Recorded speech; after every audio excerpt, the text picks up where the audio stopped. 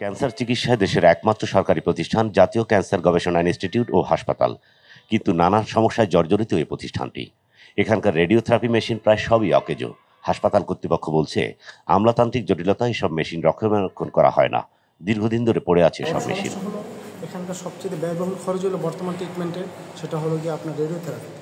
বর্তমান রেডিওথেরাপি মেশিনগুলো দীর্ঘদিন যাবত হসপিটালে বন্ধ। জাতীয় ক্যান্সার গবেষণা ইনস্টিটিউট ও হাসপাতালের 6টি রেডিওথেরাপি মেশিনের মধ্যে 2টি ভালো ছিল, তবে সে দুটি যন্ত্র নষ্ট হয়ে যাওয়ায় এখন রেডিওথেরাপি বন্ধ রয়েছে।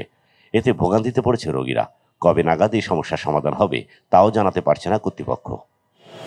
প্রতিদিনই সকালে এসে জমা দিই, বিকাল 2টা বাজে বলে সিট খালি নেই। সিটে গেলে সিট কিছু খালি পাওয়া যায়, তো দেখা যায়, কিন্তু এরা খালি। রাষ্ট্র মালিকানাধীন এই হাসপাতালের 6টি রেডিওথেরাপি মেশিনের মধ্যে 4টি গত কয়েক বছর ধরে নষ্ট ঘোষণা করা হয়।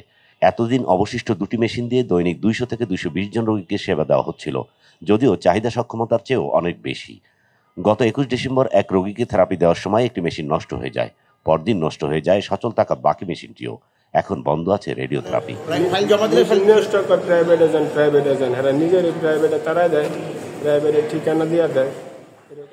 ক্যান্সার গবেষণা ইনস্টিটিউটের রেডিয়েশন অনকোলজি ডিপার্টমেন্টের একজন টেকনোলজিস্ট জানান, আয়ুষ্কাল শেষ হওয়ায় 2-3 বছর ধরে বিভিন্ন ধাপে আমাদের হাসপাতালের 4টি রেডিওথেরাপি মেশিন বাতিল ঘোষণা করা হয়। 2টি মেশিন দিয়ে থেরাপি দেওয়া হচ্ছিল, কিন্তু এখন সেই দুটিও নষ্ট হয়ে গেছে। হয়েছে আজকে থেকে প্রায় 12 বছর আগে, 2009 থেকে চলতেছে এই মেশিনটা। হ্যাঁ, এই মেশিনটা চলতে লং টাইম হয়ে গেছে। তাহলে মেশিন আপাতত এই মুহূর্তে আউট অফ অর্ডার, বাট এটা কন্টিনিউ চলে আমাদের।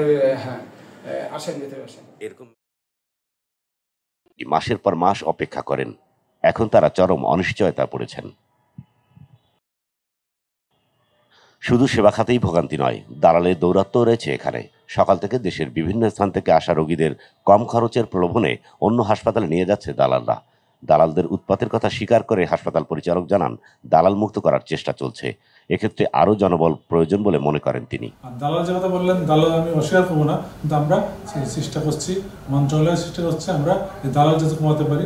আমাদের এখানে যে রোগী ভর্তি হয় সেটা আমরা সিস্টেম আনতে পারি, সেটা আমরা চেষ্টা করছি। কীভাবে আনতে পারছি? আমাদের এখানে আমরা এখন সিরিয়াল সিস্টেম চালু করছি। রোগী আসলে আমরা যে এসে বললো আমার খালেদা ভাই, আমার মামাতো ভাই, আর এন্টারটেন করছি না, আমরা সিরিয়াল দিচ্ছি। সিরিয়ালে তাকে ফোন করে ডেকে আনবো দরকার হলে। তবুও আমরা ওই কারোর রেফারেন্সে দু একটা স্পেশাল হয় যদি দেখে সত্যি সে অতি অসুস্থ বা আমাদের কোনো শেষ কোনো ব্যক্তির আপন রিকোয়েস্ট সেটা ব্যতিক্রম। দীর্ঘদিন ধরে নষ্ট মেশিন প্রসঙ্গে তিনি বলেন, বিষয়টি সমাধানের চেষ্টা চলছে। সেটা আমাদের গত 21 ডিসেম্বর 1টার সময় নষ্ট হয়েছে। এরপর তো আমরা এখন চালু করতে পারি নাই। আমরা চেষ্টা করছি চালু করার জন্য, কোম্পানির চেষ্টা করছি, কিন্তু এখনো করতে পারি নাই। তো আমরা ইতিমধ্যে সুখবর হলো যে আমরা একটা মেশিন আজকে উদ্বোধন করতে পারছি, যেটা আমাদের রোগী দেখার তাড়াতাড়ি শুরু হবে। একটা মেশিন ওই দিন অনলাইন চালু করতে পারবো।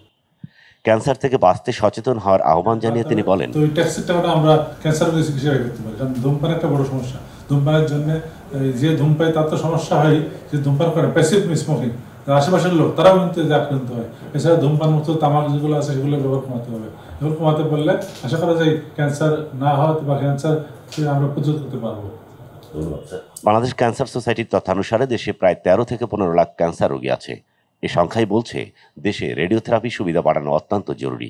তাৎক্ষণিক ব্যবস্থা না নিলে দেশের ক্যান্সার চিকিৎসায় বৈষম্য আরও বাড়বে। ইসমাইল হুসাইন ইমু, এমইটিভি, ঢাকা।